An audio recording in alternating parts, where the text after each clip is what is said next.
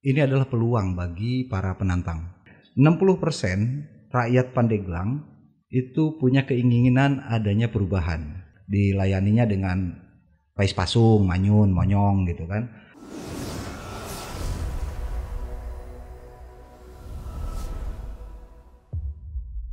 Kakak melihat potensi-potensi yang bisa memicu konflik gitu.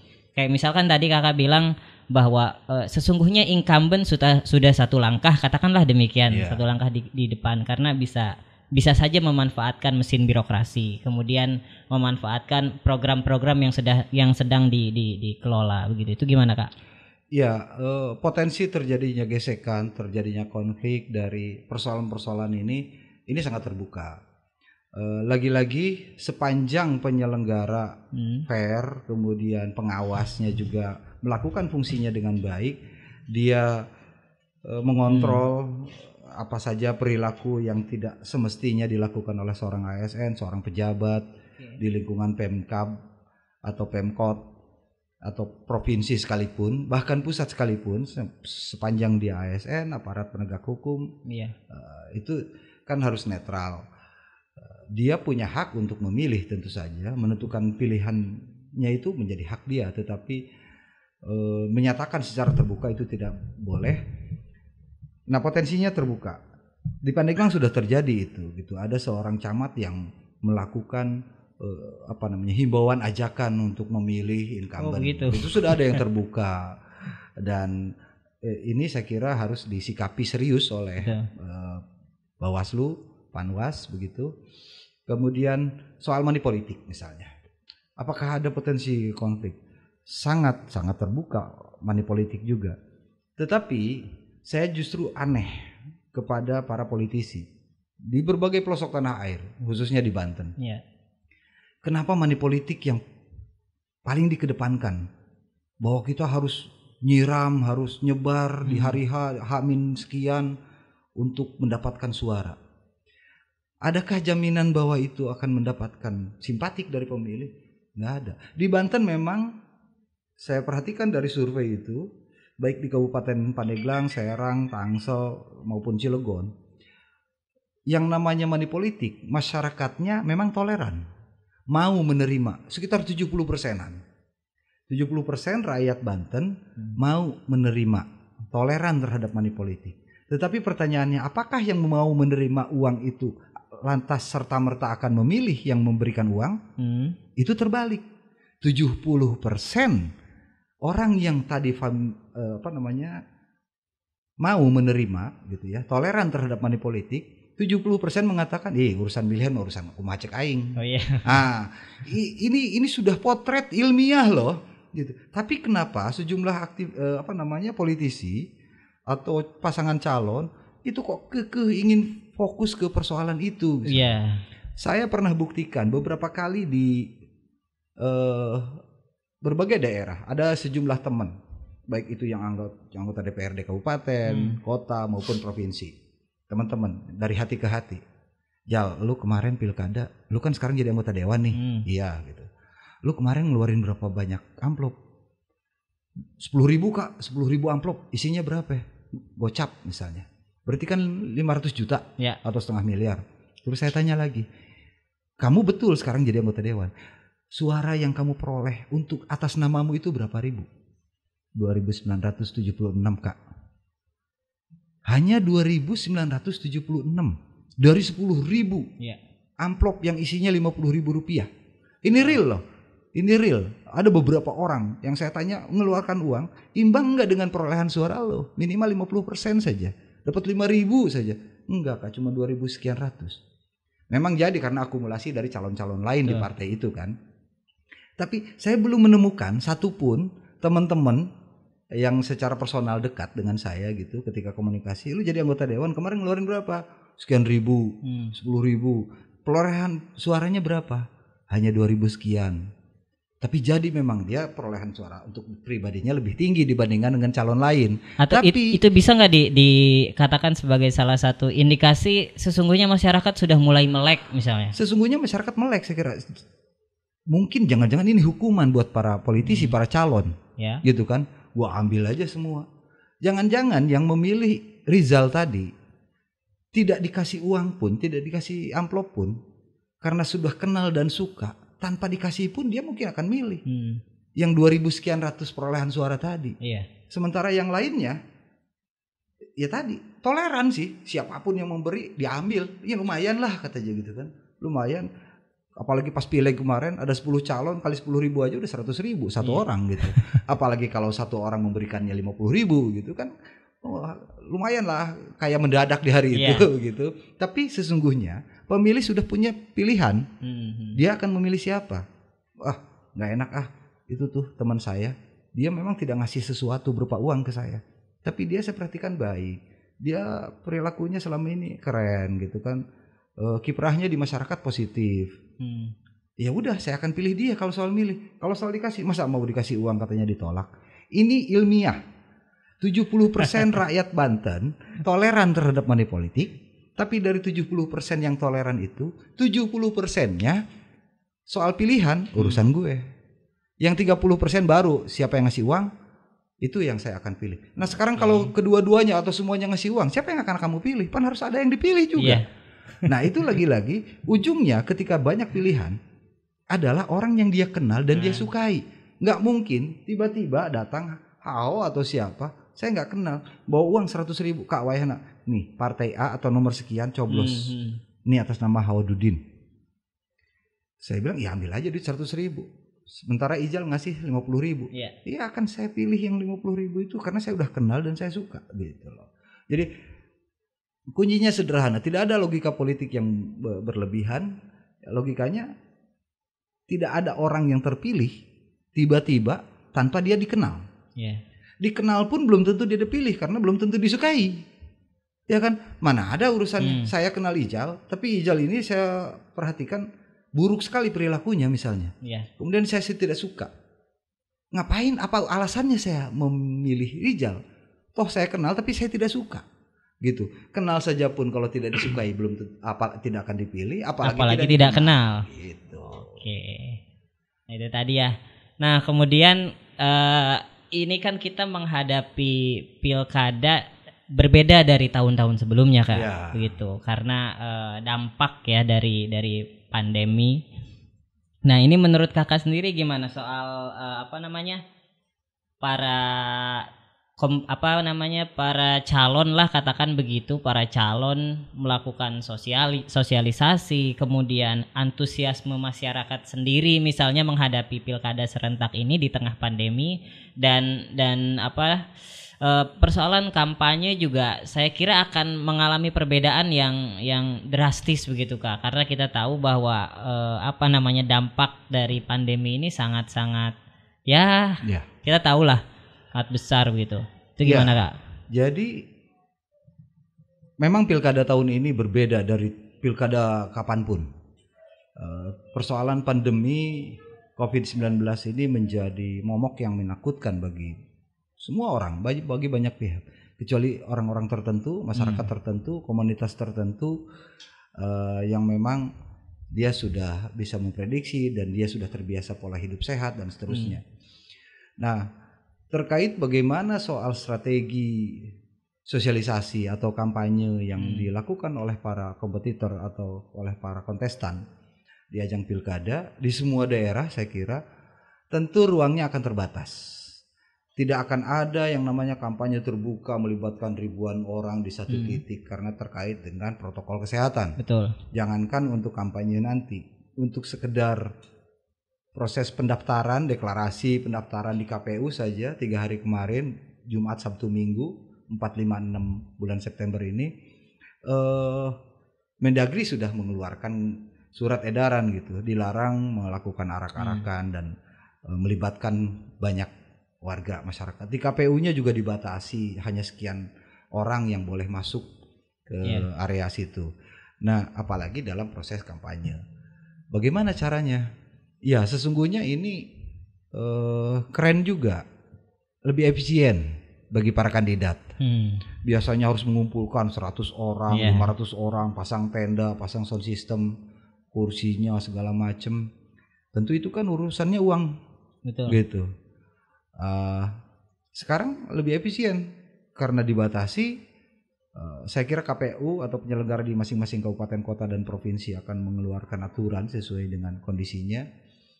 Status wilayahnya juga, apakah zona hijau, zona merah, zona kuning atau apa, itu pasti akan disesuaikan.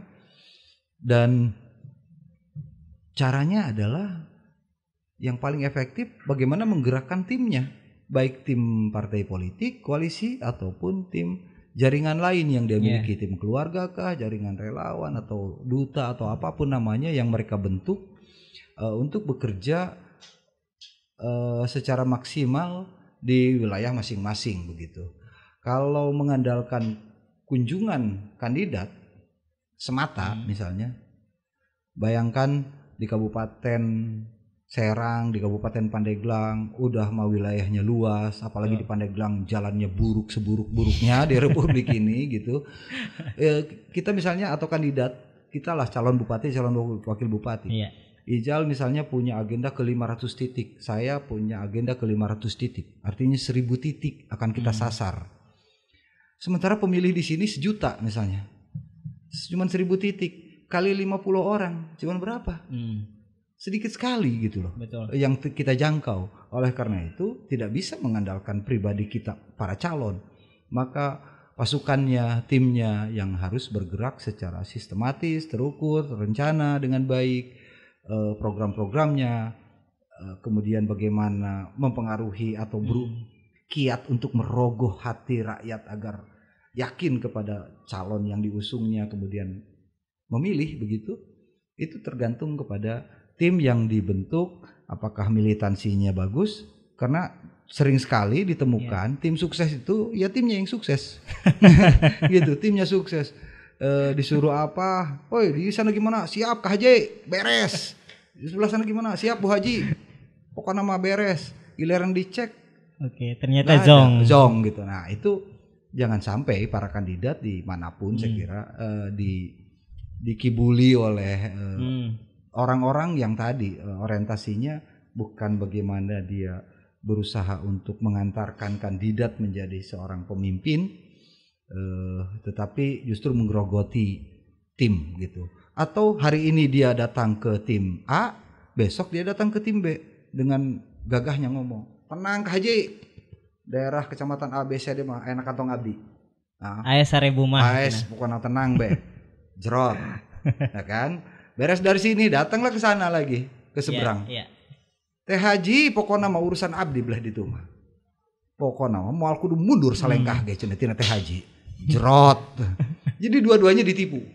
Nah ini saya kira ya harus diwaspadai lah oleh tim, oleh kandidat terutama. Kasihan gitu, dia punya cita-cita, punya tujuan baik, ternyata dikadalin oleh orang-orang semacam itu. Betul. Nah soal antusiasme masyarakat sendiri Kak di era menghadapi itu di era pandemi gimana? Kan biasanya nih ya kalau sebelum pandemi pilkada di daerah tuh rame ya, rame dalam arti biasanya suka menggelar konser musik ataupun acara-acara lain yang mengundang masyarakat banyak. Lumayan lah misalnya lamun hari tamah yuk menang-menang kaos misalnya gitu. Nah sekarang gimana nih? Menang kaos dan transport gitu. Yang transport misalnya.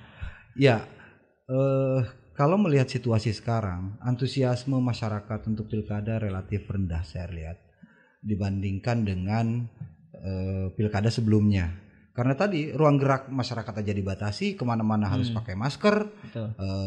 Di Banten kan udah menjadi kewajiban, gubernur sudah mengeluarkan surat agar semua rakyat Banten keluar rumah menggunakan masker begitu. Untuk keluar rumah saja orang terbatas, apalagi untuk urusan pilkada gitu, sehingga antusiasme untuk terlibat juga bingung. Mereka punya keinginan untuk terlibat tetapi dibatasi. Ini juga jadi persoalan.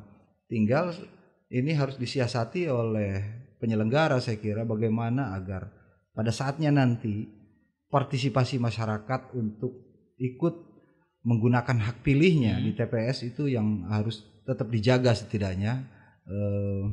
Saya juga tidak tahu, belum ada data real yang menunjukkan bahwa antusiasme masyarakat di ajang pilkada 2020 di tengah-tengah situasi COVID-19 ini. Iya. Tetapi secara umum saya perhatikan sudahlah aturannya memang menyatakan tidak boleh melibatkan banyak orang, ditambah lagi tadi situasi masyarakatnya kondisinya lagi sangat sulit, banyak yang terdampak, pengangguran di mana-mana, termasuk kita, gitu kan. Jadi ini sesuatu yang harus ada terobosan baru saya kira dari penyelenggara, karena partisipasi politik masyarakat itu akan banyak tergantung kepada penyelenggara. Di samping tadi si kandidat, baik itu penantang maupun petahana. Karena kedua-duanya kan berkeinginan untuk meraih suara sebanyak-banyaknya. Ya, salah satu upayanya adalah bagaimana agar hak mereka itu digunakan pada saat 9 Desember nanti di TPS masing-masing. Dengan lagi-lagi saya yakin akan ada aturan yang sangat ketat soal protokol kesehatan. Misalnya penyelenggara harus menyiapkan alat cuci tangan, kemudian masker dan seterusnya. Karena kalau rakyat dipaksa bawa masker belum tentu dia punya masker. Jangankan mikirin masker, mikiran beas sebagai centang tuh ayah gitu kan.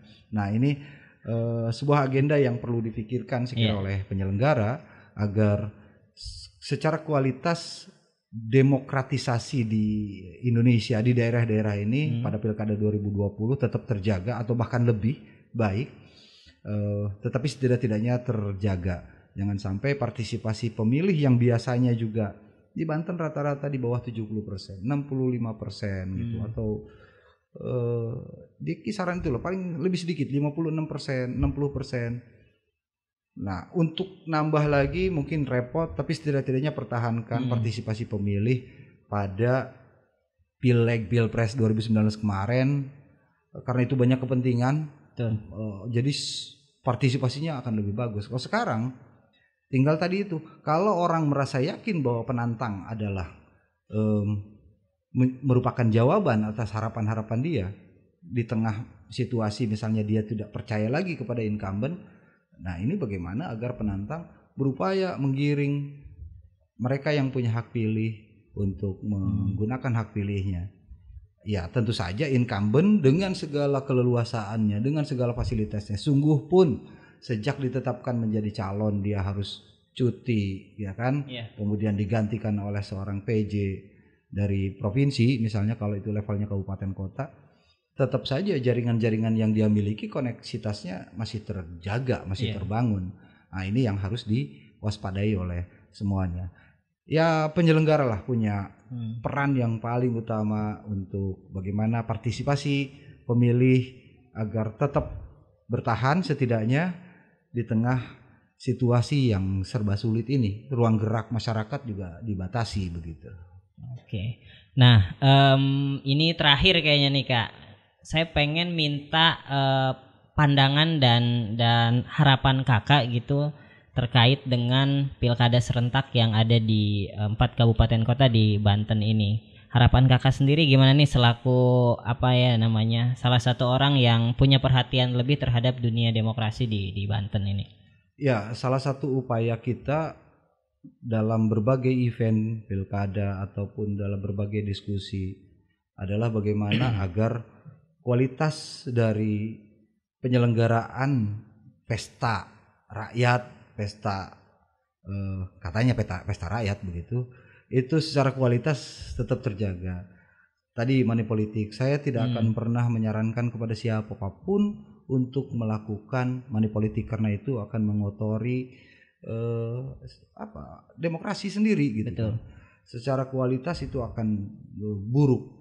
Dan ternyata rakyat Banten walau alam apa sebabnya dikenal dengan iman takwa, agamis, religius, tapi begitu toleran terhadap money politik. Sungguh pun ketika dia ambil, dia belum tentu akan memilih yang bersangkutan sebab dia bilang urusan memilih urusan saya.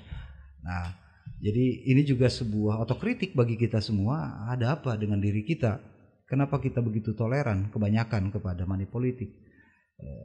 Sungguh pun kemudian pada akhirnya itu bisa jadi hukuman bagi para calon. Harapan saya penyelenggara ya ajak pada aturan yang ada. Kemudian Bawaslu juga begitu, dia menjalankan fungsinya dengan baik.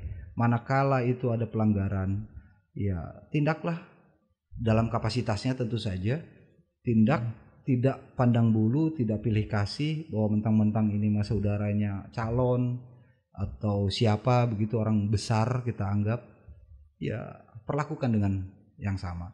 Yang ketiga, ya, ini yang paling penting saya kira, masyarakat sipil kita itu punya tanggung jawab moral untuk meningkatkan kualitas demokrasi. Maka dari itu siapapun dulur-dulur terutama di Banten yang sekarang menjelang pilkada 9 Desember nanti, saya kira kesadaran kolektif kita yang harus dibangun bersama bahwa yang namanya cita-cita untuk membangun demokrasi itu ya lepas dari urusan money politik, lepas dari urusan intimidasi, ajak orang untuk berpikir rasional gitu. Tidak memilih itu karena faktor-faktor subjektivitas, tetapi karena objektivitas. Apa yang kita butuhkan? Kalau rakyat Kabupaten Serang, Kabupaten Pandeglang, Kota Cilegon, Kota Tangsel melihat incumbent bagus, sudah memberikan bukti yang nyata, silakan pilih kembali. Tapi kalau pandangan dulur-dulur masyarakat sipil ternyata incumbent ini tidak meninggalkan apa-apa untuk rakyatnya, ya berilah hukuman mereka, jangan pilih lagi. Itu saja saya kira pesannya. Oke, keren banget ini Kak Uday. Oke Kak Uday, terima kasih udah mau mampir ke studio kita ya. Mudah-mudahan nanti kalau ada kesempatan kakak nggak keberatan gitu datang sini lagi. Saya tidak akan bisa menolak ketika diundang oleh teman-teman untuk sesuatu yang baik.